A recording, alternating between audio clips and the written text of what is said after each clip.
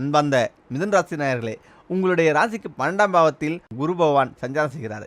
80% நல்லது நடக்கும். ஏற்கனவே 10ஆம் பாவத்தில் ராகு அமர்ந்து என்னடா வேலை, இதை விட வேறு ஏதாவது நல்ல வேலை கிடைக்குமா என்று ஒரு சிலருக்கு ஏங்க வைத்திருக்கும். இப்படியான சூழ்நிலை தான் 10ஆம் அதிபதியும் 12ஆம் வீட்டுக்கு செல்வதால் அலைச்சல் சற்று அதிகமாக இருக்கும். முதல்ல நல்லவைகளை பேசிவிட்டு பின்பு மற்றவை பற்றி பேசுவோம். 12ஆம் பாவத்தில் அமர்ந்திருக்கும் குரு பகவான் உங்களின் 4ஆம் வீட்டை பார்ப்பாரு, 8ஆம் வீட்டை பார்ப்பாரு, உங்களின் 6ஆம் பாவத்தை பார்ப்பாரு. கடன்கள் அதிகமாக இருக்கிறது, என்னால் சமாளிக்க முடியலை என்று இருந்த உங்களுக்கு கடன் அனைத்தும் அடைபடும் நேரம், அதிர்ஷ்டம் தானா வரும். அதே போல 8ஆம் பாவத்தை பார்ப்பதால உங்களுக்கு துளியும் சம்பந்தமில்லாத பணம் உங்களின் கைகளுக்கு வந்து சேரும். குறிப்பாக வாழ்க்கையில் நீங்கள் எதை சாதிக்க விரும்புகிறீர்களோ அதை திடீரென்று சாதிப்பதற்கான வழிவகையை 8ஆம் பாவத்தை குரு பார்ப்பதால் ஏற்படும். உடல் ஆரோக்கியம் பெறும். 4ஆம் வீட்டை குரு பார்ப்பதால் வீடு, நிலம், வாகனம் தொடர்பான சிக்கல்கள் தேர்ந்து மனதில் மகிழ்ச்சி பொங்கும். முக்கியமாக உங்கள் வீட்டில் எப்பொழுதும் பணமழை கொட்ட வேண்டுமா? இந்த விஷயத்தில் மட்டும் கவனமாக இருங்க.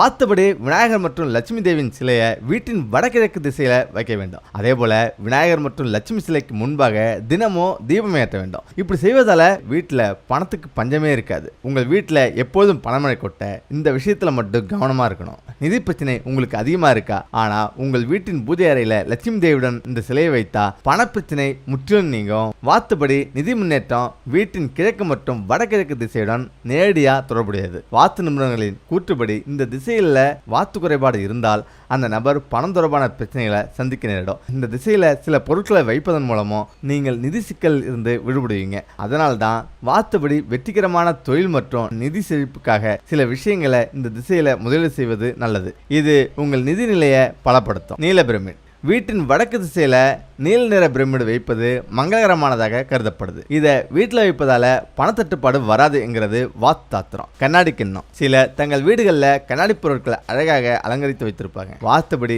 வீட்டின் வடக்கு திசையில கண்ணாடி கிண்ணத்தை வைக்க வேண்டும். அதனுடன் ஒரு வெள்ளி நாணயத்தையும் கிண்ணத்தில் வைக்க வேண்டும். இவ்வாறு செய்வதன் மூலம் லட்சுமி தேவியின் அருள் பெறுவீங்க. வாஸ்து சாஸ்திரப்படி துளசி செடியை வீட்டின் வடக்கு திசையில நட வேண்டும். இவற்றுடன் அமலா மரத்தை நடுவதும் நன்மை பயக்கும். குடும்பம் பொருளாதார வளர்ச்சிக்கு உதவுது. விநாயகர் மற்றும் லட்சுமி தேவியின் சிலை வாஸ்துபடி விநாயகர் மற்றும் லட்சுமி தேவியின் சிலையை வீட்டின் வடகிழக்கு திசையில வைக்க வேண்டும். அதே போல விநாயகர் மற்றும் லட்சுமி சிலைகளுக்கு முன்பாக தினமும் தீபம் ஏற்ற வேண்டும். இப்படி செய்வதால வீட்டில் பணத்துக்கு பஞ்சம் இருக்காது.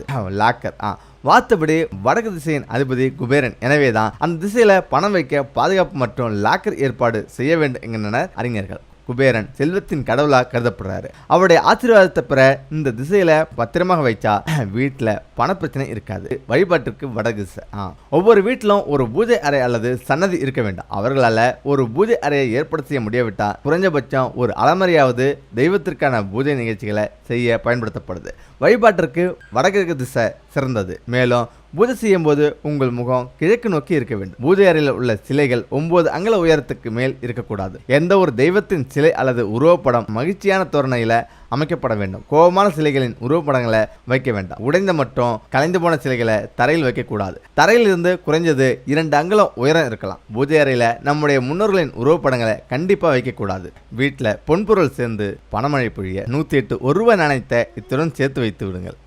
வீட்டில் எப்பொழுதும் பொன்பொருள் நிறைந்து செல்வ வளத்துடன் வாழ வேண்டும் என்ற ஆசை ஒவ்வொருவருக்கும் இருப்பது இயற்கைதான். அந்த ஆசைகள் அனைத்தும் நிறைவேற வேண்டுமெனில் அதற்கான உழைப்பையும் முயற்சியும் நிச்சயமாக கொடுக்க வேண்டும். இதையெல்லாம் சரியாக செய்தாலும் எல்லாராலும் நினைத்த வாழ்க்கையை வாழ முடியாதுல்ல. இப்படி நிறைவேறாமல் போவதற்கு பல்வேறு காரணங்கள் இருந்தாலும் கூட நம்முடைய கர்ம வினைகளின் பலனாகவும் சில நேரங்களில் இது போல தடைகளை சந்திக்க நேரிடும். இதனால நாம் எடுக்கும் முயற்சிகள் அனைத்திலும் ஏதாவது தடங்கள் வருவதோடு எதிலும் நம்மால் முழுவதுமான வெற்றியை காண முடியாது. இதை சரி செய்வதற்கான ஒரு எளிய பரிகாரத்தை பற்றி தான் பார்க்க போறோம். வீட்டில் பணமழை பொழிய பரிகாரம். முதல்ல இந்த பரிகாரம் செய்வதற்கு நாட்டு மருந்து கடைகளில் வலம்புரிங்காய் அல்லது இடம்புரிங்காய் என்று இருக்கும். அவற்றில் எது கிடைத்தாலும் அதை வாங்கிக் கொள்ளுங்கள். அத்துடன் சிறிய வெள்ளை நிற துணி, பச்சை கற்பூரம் இவற்றை வாங்கிக் கொள்ளுங்கள். இத்துடன் 108 1 நாணயத்தை எடுத்துக்கொள்ளுங்கள். இந்த பரிகாரத்தை வலதுபுறை அஷ்டமி அன்று பைரவரை நினைத்து செய்ய வேண்டும். இப்போது பரிகாரத்தை எப்படி செய்ய வேண்டும் என்று பார்க்கலாம். அதற்கு ஒரு கண்ணாடி பவுல் எடுத்துக்கொள்ளுங்கள். அதில் இந்த வலம்புரிங்காயையும் 108 நாணயம், பச்சை கற்பூரத்தையும் சேர்த்து பூஜை அறையில் வைத்து பைரவரை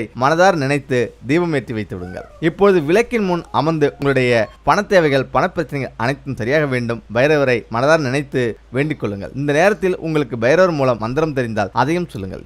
இது மேலும் விசேஷமான பலனை தரும். அதன் பிறகு பவுலில் உள்ள பொருட்கள் எல்லாம் வெள்ளை நிற துணியில் சேர்த்து முடிச்சாக கட்டி கொள்ளுங்கள். இந்த முடிச்சை அப்படியே பவுலில் வைத்து பணம் வைக்கும் இடத்தில் வைக்கலாம். அது பீரோ, வீட்டு வரவேற்பு அறை அல்லது தொழில் செய்யும் இடத்தில் வைக்கலாம். இந்த முடிச்சு இருக்கும் இடத்தில் பணவரவு தாராளமாக இருக்கும். வீட்டில் செல்வம் சேரவும் பணவரவு பெருகவும் இந்த பரிகாரம் நல்ல பலனை கொடுக்கும் என்று சொல்லப்படுகிறது. முக்கியமாக குரு பெயர்ச்சி வழிபாடு தலங்கள். திருக்கோவிலூர் ஏறத்தாழ 2000 ஆண்டு பழமையானது திருக்கோவிலூர் கோவில், பெருமாள் கோயில். இக்கோயிலின் திருப்பணிகளை சோழர், பாண்டியர், பல்லவர், விஜயநகர மன்னர்கள் செய்துள்ள தகவல் கல்வெட்டுகள் மூலம் தெரிய வருகிறது. இந்த ஆலய தலவிருட்சம் புன்னை மரம், ஆஞ்சநேயர், கருடாழ்வர், முனியப்பசாமி இங்கு எல்லை தெய்வங்கள். இந்த ஆலயத்தில் 3 ராஜகோபுரங்களும் 4 சிறிய கோபுரங்களும் உள்ளன.